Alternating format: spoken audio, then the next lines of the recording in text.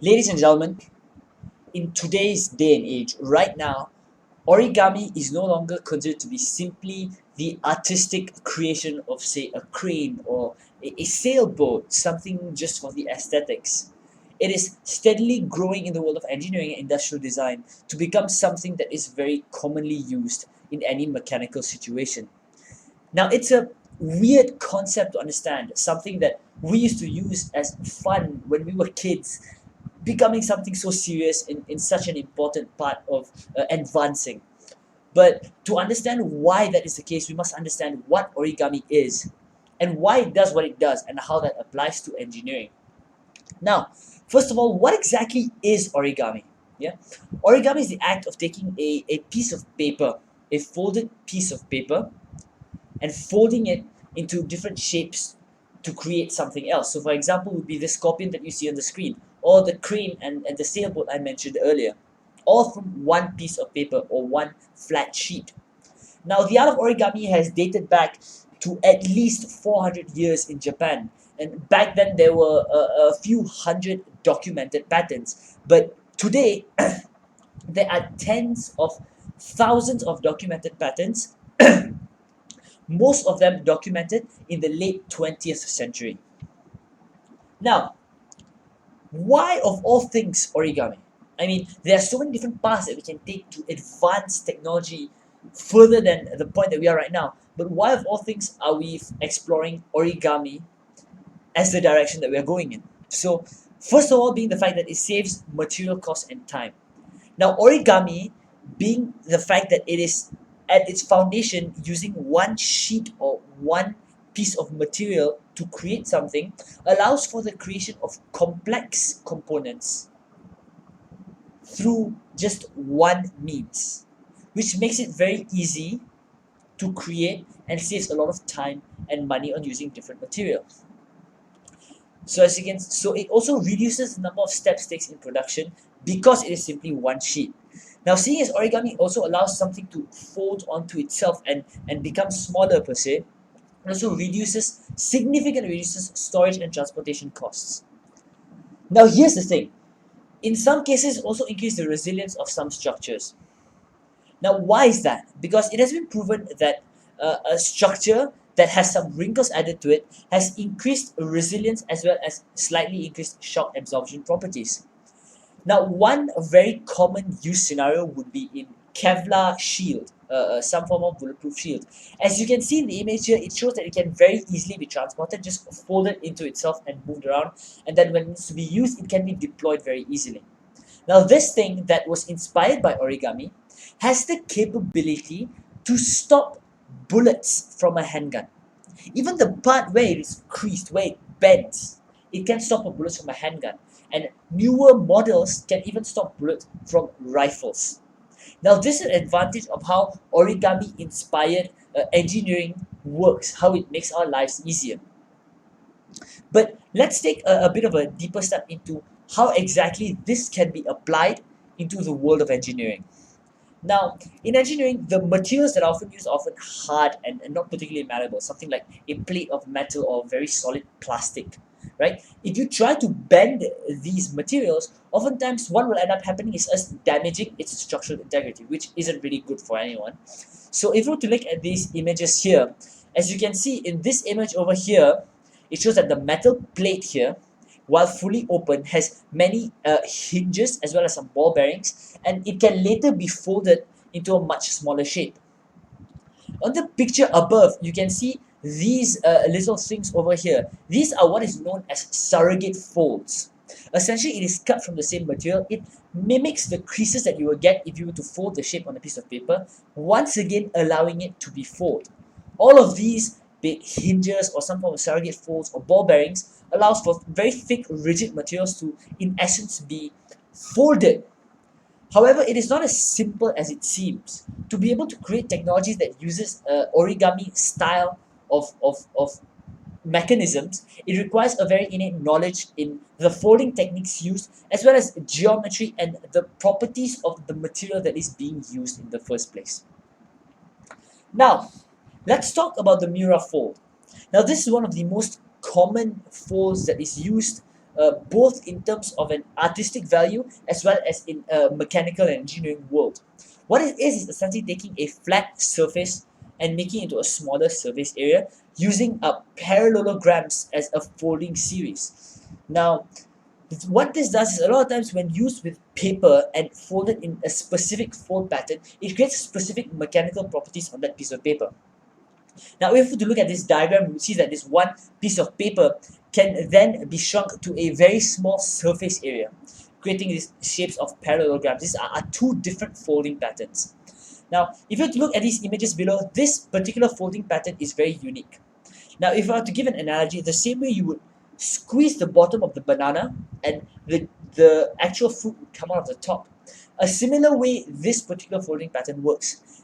Now, if you were to stretch the design, the fold pattern, from two specific points, instead of just those 2 points expanding, the entire shape expands at the same time. It is the same if you apply a force to shrink it back. That's just one of the additional mechanical properties. Other designs, for example, make the paper a lot more sturdy. Now, how exactly can all of these be applied in the engineering world? Because right now we're talking about it all as if we were using paper for it, but paper is not something that is very commonly used, especially in more industrial situations. So let's talk about some of its applications. Now, seeing as all of this is rather unorthodox, it is almost without a doubt that NASA has something to do, some hand in this technology. So this is the solar panel array deployment method that is used by NASA in many of their spaceships and space missions. Essentially what happens is that a solar panel array that is very big, right, up to 25 meters diameter, can be folded into something that is a 2.7 meter diameter. Now keep in mind that taking anything into space is not exactly easy. Rockets don't exactly have an abundance of space, and it costs millions to have additional weight put on it as well, seeing as it takes a lot of energy to send rockets up into space. So by using this origami style, this origami inspired methods, essentially what happens is that it allows increase of compactness in what we take during launch and reliability in deployment, seeing as there are no mechanical parts that are needed for its deployment. It is simply unfolding what has been folded. Now, in 1995, the spaceflight mission was a mission that NASA deployed that used this solar array for one of the first times. Now, this solar array also uses the Miura fold to be deployed. It was one of the first missions of its kind, and even to this day, this particular array is still being used in missions sent to space. Now, it's funny that we think about it. Research and application of this origami style of engineering, origami engineering, has been going on since the 1990s.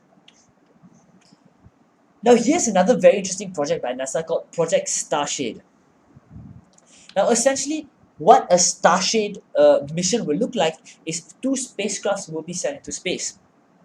One will have a telescope and one will have a starshade. Now, this telescope's job is simple. It is to observe planets outside of our solar system that are close to the mother star of their solar system. Now, you can't just observe it just like that because the light from the star would be too blinding. So what is done is the second spacecraft, which is usually spaced roughly 40,000 to 50,000 kilometers. That's very far, 40,000 to 50,000 kilometers, in front of the telescope spacecraft, and it deploys this starshade, which unfurls almost like a flower, even with the petals, as you can see in the image shown. What it does is it blocks out the light of the sun. However, it's not exactly easy. Both spacecraft have to stay aligned within 3 meters for it to continue being effective. Now, just to understand the size of one of these things, it is similar to the solar panels up to 25 meters diameter. Again, the size based on the size of the telescope itself. Now, here's the thing. What are the benefits of origami engineering in this? First one obviously being that the cost to transport and the save of space. The secondly being the fact that if you were to put a rigid structure up in space, there's a risk of micro meteorite strikes on that, which may potentially damage it and halt the observation of said planets. Now, with this technology, it can easily be unfurled and then opened again. Now, it makes it very easy to transport and to deploy. Oh, now is Puffer. Cute little thing, cute little name. The pop-up flat folding explorer robot, or Puffer for short, was largely inspired by origami. Essentially what it is a tiny little robots that can be stacked upon planetary rovers. Its sole purpose is to access places where the rover cannot, in terms of either collecting data or observing. Right? It started off as being this very small thing. Now the benefit of this is the electronics is integrated into the circuits and the body. What that means is that it's very compact, so it can easily be folded into each other and can be kept in very compact places and can fit into very compact places. Now this is continually being advanced in the sense that scientists are adding instruments that can collect some form of sediments or water or some form of specimen from, say, Mars or the moon, also with spectrometers to see the climate makeup of a particular atmosphere. Now, the plans are to stack multiple of these on the Mars rover as some form of easier way to collect information as well as collect samples. Now, here is a little bit more obscure, right? This is essentially the use in medicine.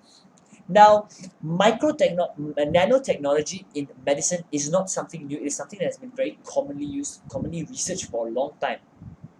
But origami engineering also has some part in it. The first thing, it allows us to fold DNA to create 2D and 3D nanostructures. How this works is that there is this very tiny little nano injector that is based off of origami. Essentially, the way it moves is that it has legs that fold up and then fold down, pushing it forward, and then continue it, and as it slowly inches and inches forward. Now, this thing is primarily used or is being tested to deliver DNA to cells. It's so small, right? It's 4 micrometers. Just to put that into perspective, something that had a 1 centimeter width would fit 400 of these. No small number. This thing is incredibly small. What it means, it has direct access to many cells. So for example, it'd be a lot easier to take samples of, say, a virus or a cancer within a person's body. It also requires much smaller incision. On the topic of incision, there's a company that creates these things called Da Vinci robots. Essentially what these robots do is they are used for surgery, robotics-based surgery. As you can see in the diagram above, the left side shows the prongs that are currently used with these robots for surgery. They are quite large. While on the right side is the prongs that are currently being developed with origami engineering. Essentially the way it works is that it is very small and requires a very small incision to enter a person's body. And then it unfolds and becomes the prongs and can then work however it does inside. So the obvious benefits are that it requires smaller incision, so shorter surgery time, shorter recovery time. Pretty self-explanatory. However, the situation is that none of this technology, particularly in the medical field, are applicable just yet. They are all in research and development stages. None of them are available in any hospitals. So what exactly does the future of origami engineering hold? Now, it's difficult to say because this isn't exactly an easy art. I mean, it requires a very innate, very deep understanding of how you would fold something, the geometry behind it, the type of material that is being used. It requires a high level of expertise and a lot of time to sit and plan. Now, this image over here is a cactus made by Robert Lang, a NASA scientist who spearheaded the use of engineering in origami in engineering. Now, this particular cactus, which was made with a paper that had one side that was green and another side that was red for the vase, this took him 7 years to learn and to make. 7 years! It's no short amount of time. But this thing has so much potential. It could, for one, potentially revolutionize the medical field. How surgeries are done, how people are treated. It could even lead to eventual advancements in nanotech. But right now, we do not have the resources or the expertise to properly, fully utilize the capabilities that this technology presents to us, that this style of industrial design presents to us. However, what comes in the future will continue to improve technology than today. That's all from me. Thank you.